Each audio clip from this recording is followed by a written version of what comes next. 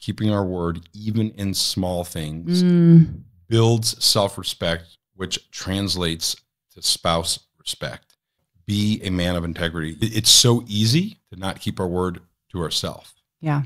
And when we don't keep our word to ourselves, it becomes easy to not keep our word to other people.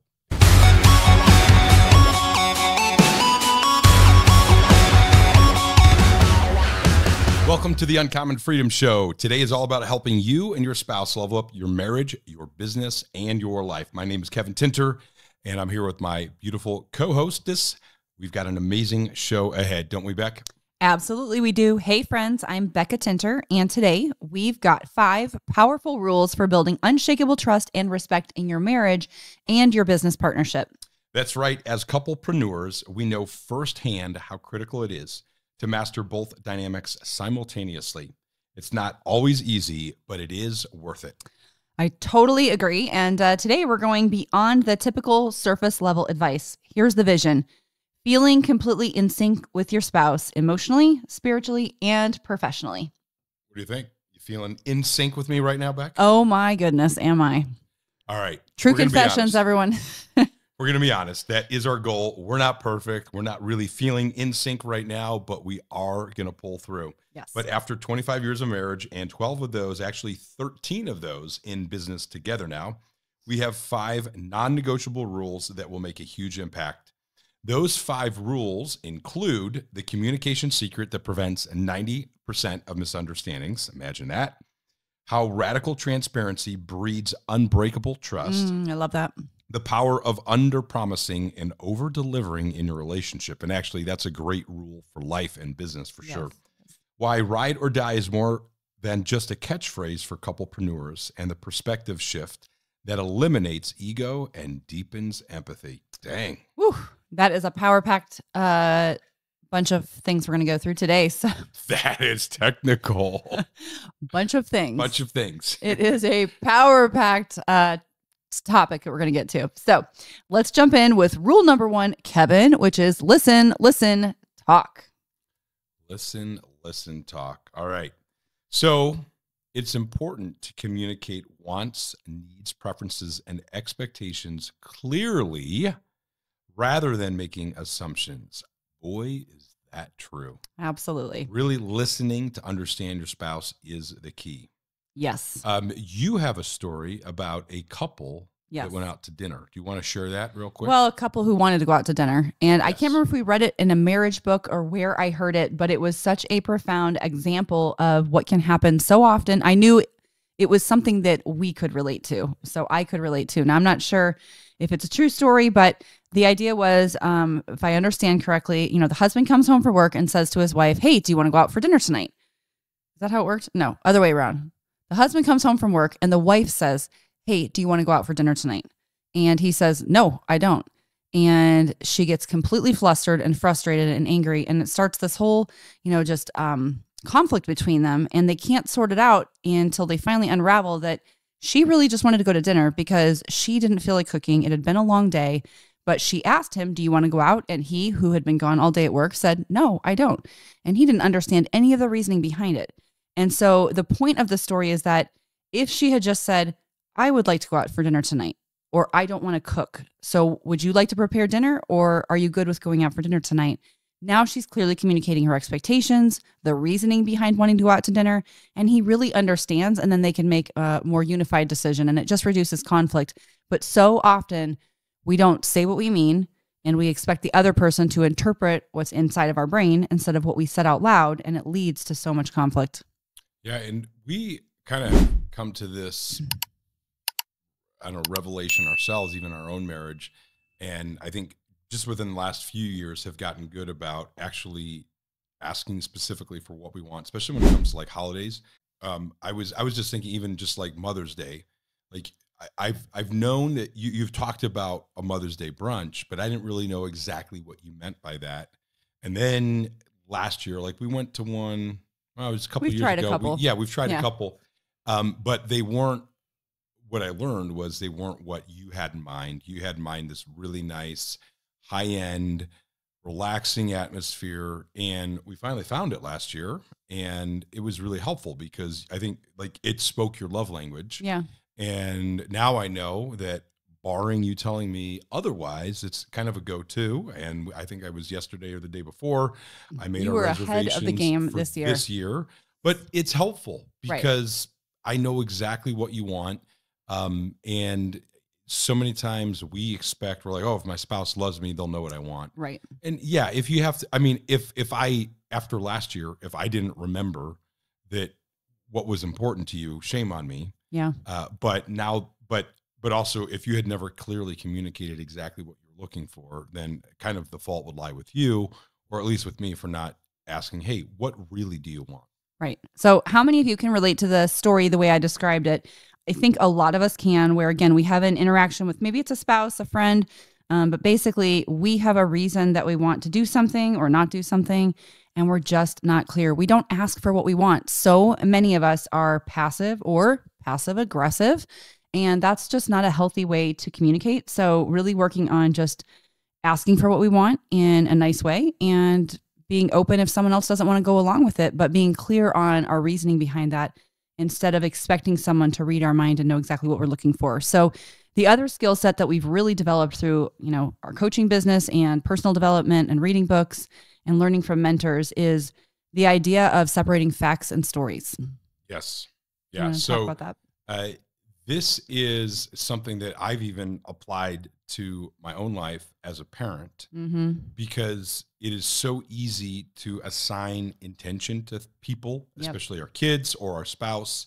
It seems like we assign, we actually assign intent to just about everybody many times, especially if it's something that bothers us. It's very easy to assume or assign intent. And when you step back and think about it, you're like, there's not that many people in the world that are intentionally trying to screw us over. Like all of the people driving slow in the HOV lane. Now that they are probably not intending to piss you off. Electric vehicles that are only there because one of Kevin's top three. Yes. Me and Dennis Prager. Top three irritations in life. Yes, but the concept with this is to, when you're dealing with a frustration, is to say, okay, what are the facts? What is the story that I'm telling myself? And I vividly remember an example where we were at one of our kids' soccer games. Another child had to go to football practice, and I sent him to go get changed because we had to go directly from soccer to football practice.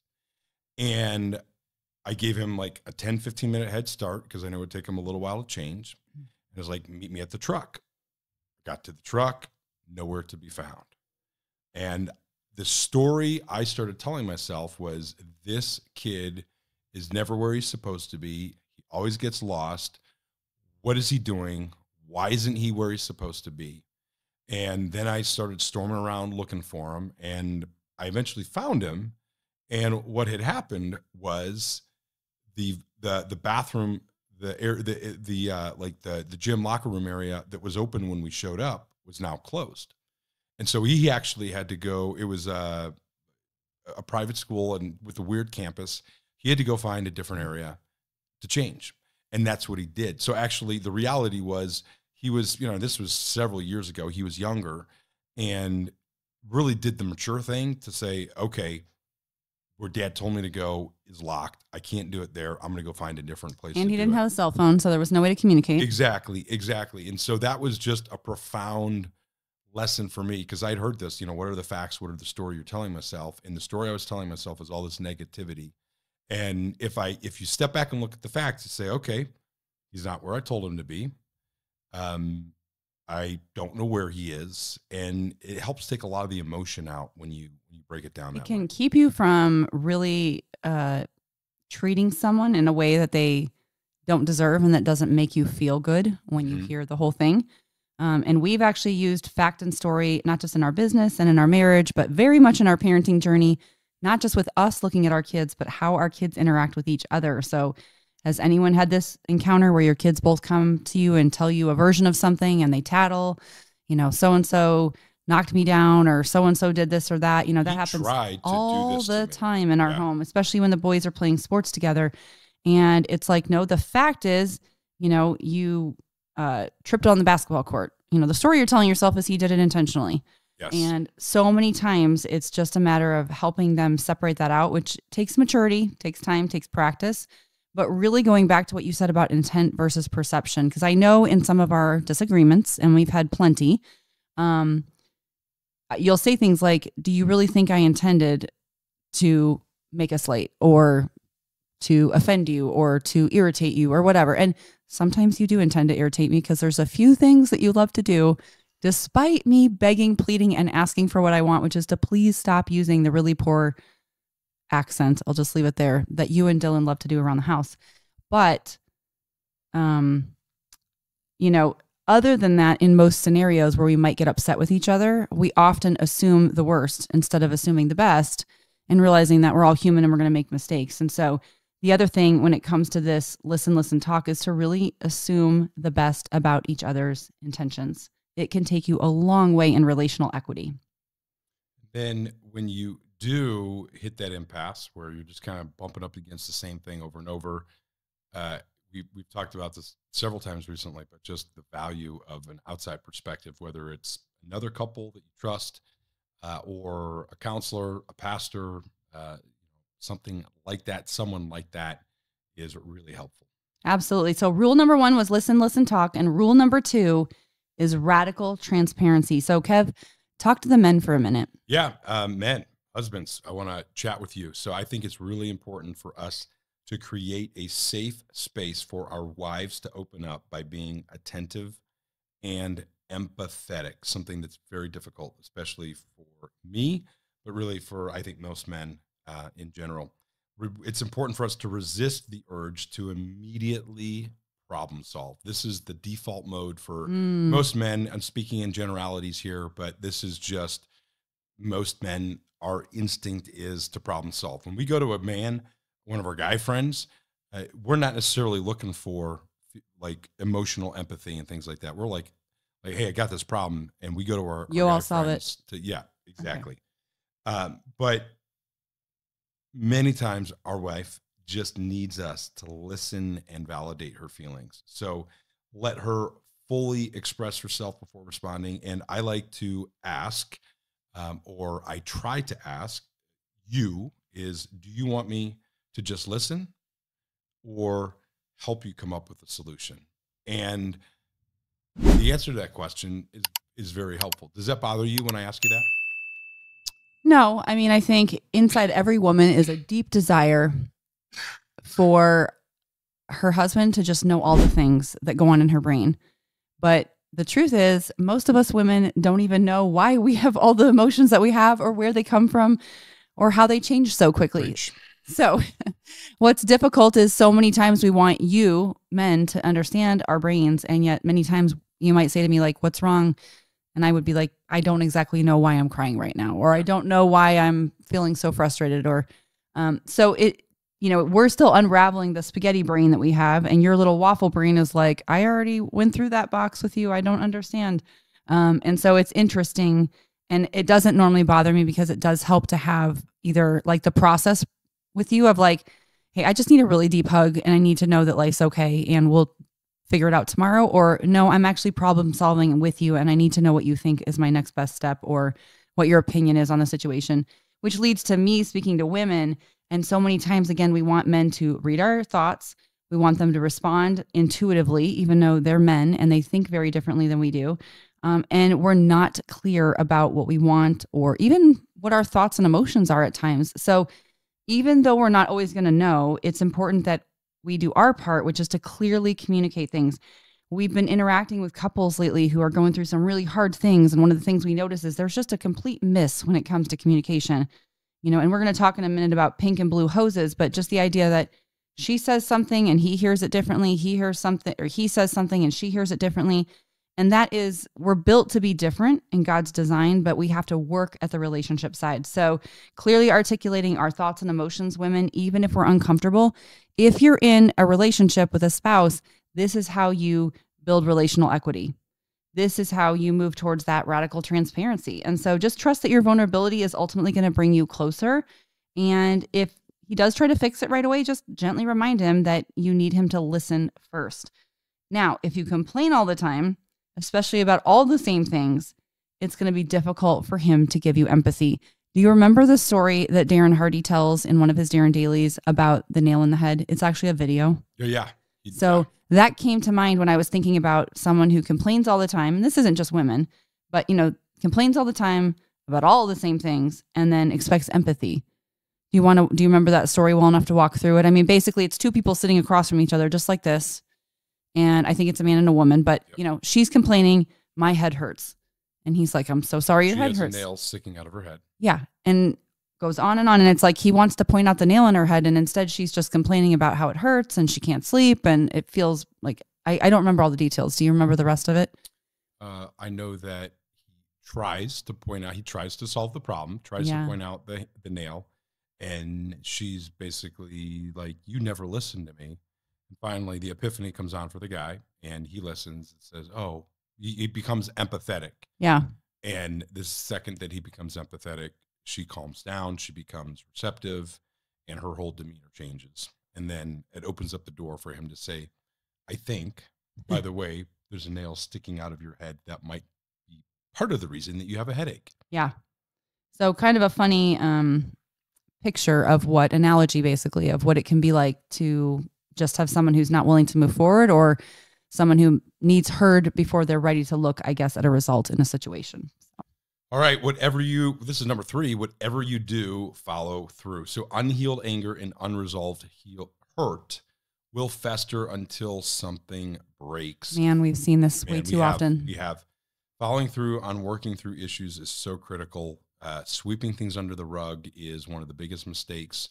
Really, every time we sweep something under the rug, it's like adding a fuel to the fire that when it ignites, it's going to ignite that much bigger. So one of the mistakes that a lot of people do is we bring up past hurts and hangups, which makes it very difficult to move forward. What we found is it's easy. Our default is to assume the worst of people when we haven't resolved these. When we take care of it, when we resolve it, it's much easier to not assume the worst. And I would really say this is a spiritual journey for a lot of us because, as humans, we're only going to be able to go so far on our own. We're going to need God to basically come in and give us fresh eyes for someone. So, you and I have this person in our lives that used to rub me the wrong way consistently every time we spent time together. And it was based on some hurts that, year after year, experience after experience kind of were built in. And the thing is, with that kind of experience, then what happens is anytime you spend time with that person, you're like looking for the things. You're like, I'm just waiting for the offense to happen. And I know what's happening. And I'm already assuming that the next thing that's being said or something that might be innocently said is now that thing said in that same way because there's been very little forgiveness and moving past something. And I remember I'm still a work in progress, but it took taking it to Jesus and being like, I need fresh eyes for this person and a fresh way to look at them so that every time I spend time with them, I'm not expecting them to fail again and I'm going to catch them and it's going to be another hurt. Again, what came to mind is, do I want to be reminded of all my shortcomings over and over again? No, like when we screw up with the kids and I say, I'm really sorry and ask for forgiveness, even though I am going to make future mistakes, I do want a fresh start with that person as often as possible. Yeah. And then just another reminder specifically to men is that keeping our word, even in small things, builds self-respect, which translates to spouse respect. Be a man of integrity. It's so easy to not keep our word to ourselves. Yeah. And when we don't keep our word to ourselves, it becomes easy to not keep our word to other people. It becomes very worthless. So Rule number 4, all or nothing, ride or die. Bekah, what are your thoughts on this? Well, really, an uncommon marriage has shared dreams and goals that you're aiming for together. Make sure you're on the same page about your family's future. You can have different hobbies and different interests, but if you don't have that shared passion and direction that you're going, it's going to be really difficult to create what we call an uncommon marriage, which is bulletproof, which is basically saying, we chose each other, so let's create a life together. Maybe one of you is a dreamer and one of you is not. And that's okay. I would say you have a lot more ideas than I do on a lot of things. And maybe I'm more practical and grounded at times. But one of the things we want to do is we want to be dreaming and goal setting together and finding ways to work in our strengths and balance each other out, going the same direction. Because what we see is when couples start building these separate lives, it's just super easy to not need each other anymore. And you start, losing that ride or die partner kind of feeling. Yeah. And this is something that we see happen over and over. Typically, the scenario we see plan out or pan out is a couple gets married and they didn't have any big dreams. It was kind of like, hey, we're going to do our jobs and we're just going to do the 9 to 5, kind of the typical working class lifestyle. Regular dreams and standard plans. I mean, that's what we had at the beginning. And then one of the spouses starts hanging around high-level people, abundant-minded people, or they catch a vision, they start to catch this abundant-minded entrepreneurial spirit, and it can be very difficult for the other spouse to get on board with that. And so we see a lot of conflict from this. Even in health journeys, right? Like there are people who decide I'm going to get health. I'm going to create health because it's important to me. And somebody else says, you can run into a lot of resistance because you're dragging me out of my comfort zone. Right. And you're settled and happy and you want to Netflix and chill, although that means something different to the younger crowd.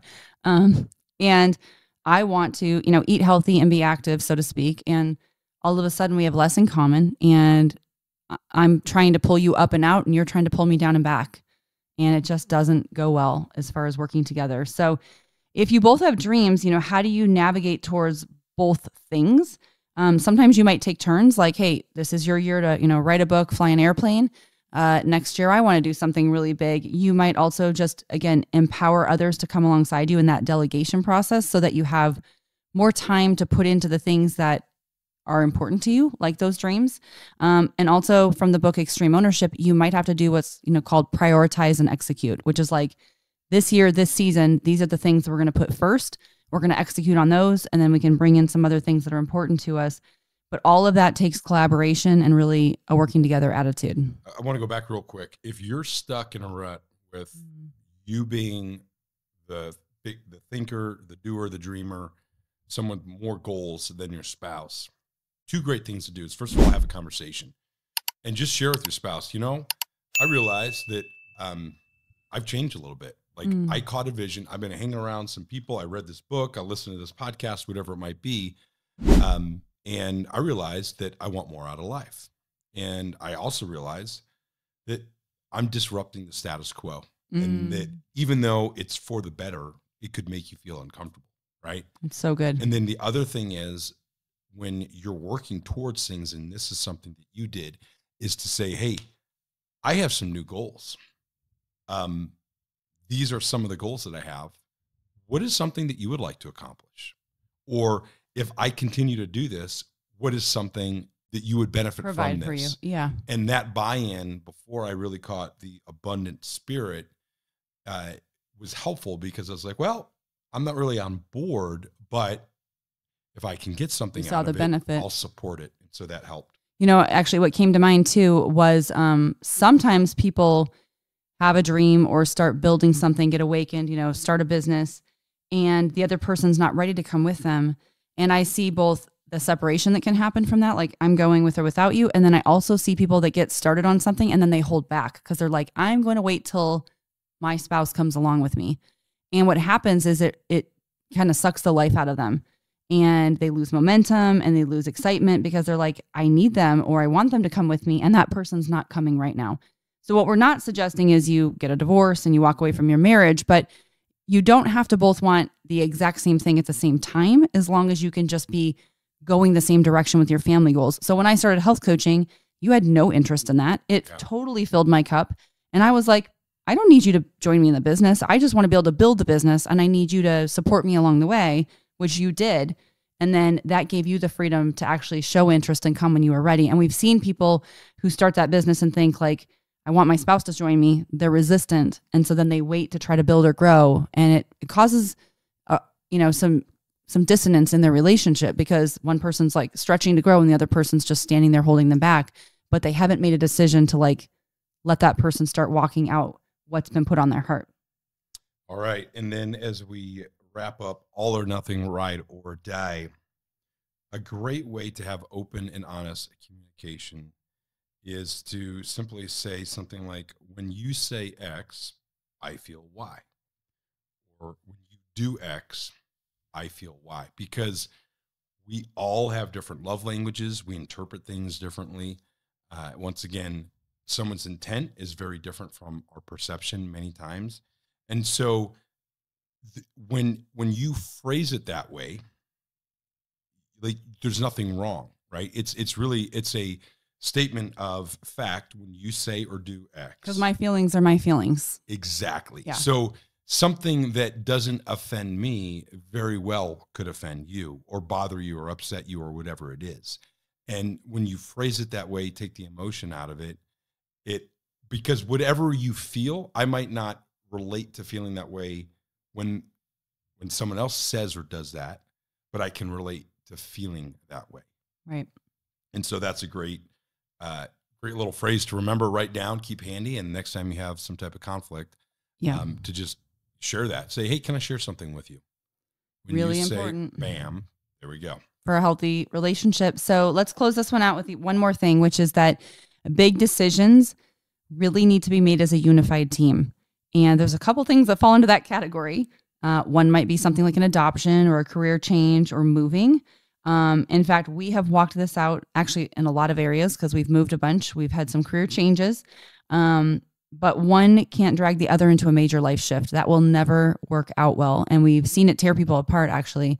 So not only have we done it through career changes and moving, but we actually had to walk through this, painfully and over time in the adoption story. Yes. We're going to go into it. I mean, we could make a short version of it basically, but you felt very called to adoption, just straight from God. And I was like, no, thank you. That's not the season of life we're in. And it was a whole year really of God and I wrestling it out, and you and I figuring it out, because you felt very called to do it. I did not. And so even though we were, still in love and still, building our life and our marriage together, this was like a major thing that we were not on the same page about. Yeah. And ultimately I had to come to the point where I said, hey, I'm not going to force this on you. And you have to be on board with this. This has to be a mutual decision. And if you're not there, I'm willing to give up on what I thought for sure God had said to me. Yeah. And ultimately, I think when I made that commitment to you, kind of released you from it, it created a shift in you. But things like this, unilaterally deciding we're going to adopt, we're going to move, I'm going to, a career change or something like that, very risky. The likelihood of it leading to significant strife and conflict in your marriage is very high. And many times, again, you need an outside person like a counselor. So for us, when we went through counseling, I needed the counselor to say to you, you can't choose this over your bio family. Even if God has told you to do it and Bekah cannot get on board, this cannot become a priority over the family God already called you to steward. Yeah. And that was also so pivotal in me opening my heart, because there had just been that, it felt like an us versus them situation. And it really just took an outside person to kind of paint that picture for you, to give you that empathy that you didn't have. And then for me to say like, okay, I trust you with this decision, because you're not going to sacrifice the life we've already built together for what you think is our next step. And then we were able to move forward. So, all right, let's jump to rule number 5, seek to understand, then to be understood. Whew. Yep. So what happened when, we're going basically just continuing the adoption story, but I think I felt abandoned and isolated at the beginning of that journey, because number one, God said it to you. He didn't say it to me, and you got all excited and you had this strong connection and you felt passionate, and I had a lot of resistance, and it felt like it was you moving forward and me, being left behind in the decision, or just having to be the bad guy in the decision. Yeah. Yeah.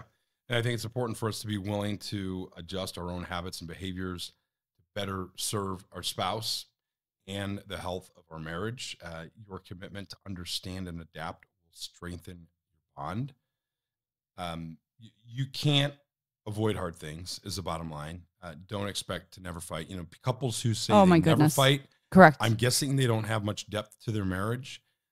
Or they're liars. And it doesn't, yeah. I mean, it doesn't mean that you're physically, hitting each other, but fight. I love this, to fight for each other instead of against each other. It's really important to remember, okay, you're not the enemy, right? Yeah. Outside forces there's conflict, but you're not the enemy. And I would say if you're fighting all the time, like, you need help in conflict resolution. When we talk about the conflicts we've gone through, I mean, we have a couple of conflicts, big ones, maybe a year, and we have rare conflicts, which is a blessing.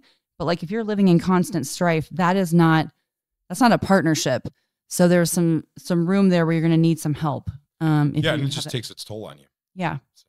Yeah. But when you have a lot of relational equity like we do, then we know, even in a really rough one where two firstborns with very strong opinions, and you're Italian and I'm... My opinion is always right. Yeah. Well, you're an 8 on the Enneagram and I'm either a 1 or a 3. So I'm somewhere between perfectionistic and achieving, and you're just stubborn. We're both stubborn, actually. And so when we get into a conflict about something that's really important, not the little things, I mean, we can have a knockdown, drag out, and not physically, but like mentally, emotionally, it can be harsh for a few moments. But because we're fully committed to each other, we're never going to leave it there, which is something that's such a gift to each other and to our kids. So I would just say, as far as seeking to understand as well, it's like, you got to pray for each other. If you're not praying for your spouse, and we don't mean praying for your spouse to be fixed. We're talking about praying for your spouse to be blessed, because the more you do that, the more you see them through fresh eyes. And again, that's about getting our own hearts right, so that then we're able to be who we need to be in a relationship to make it longstanding and healthy. All right, let's recap. So listen, then talk, right? We have 2 ears and 1 mouth for a reason. Radical transparency. Whatever you do, follow through. Number 4 is all or nothing, ride or die. And number 5 is seek to understand, then to be understood. All right, that's a wrap for this episode, Beck. But I have a feeling it's just the beginning of an incredible season of newfound trust and respect for some people, maybe even us. Oh my goodness. Yes, I'm already feeling it, babe, just from doing this. So we love investing in marriages, especially for our fellow couplepreneurs, because even the strongest business will fall apart if your marriage isn't bulletproof. That's true. All right, friends, if this was helpful, please do us a huge favor and share it with someone you think it'll help. Beck and I were just talking about this, or I was maybe with you or someone else, that it was yesterday in conversation we were having. Every single book that we've ever purchased has been either a recommendation from someone or someone that we heard on a podcast or saw them speaking somewhere. So if you enjoyed this, please share it with a friend that you think would enjoy it. Take 5 seconds to review the show, give a thumbs up, press subscribe, all the other things. All right. And remember, 5-star reviews only, or don't. If you don't have anything nice to say, don't say anything at all. Yep. All right, friends. Thanks for partnering with us for your freedom, and we'll see you next time.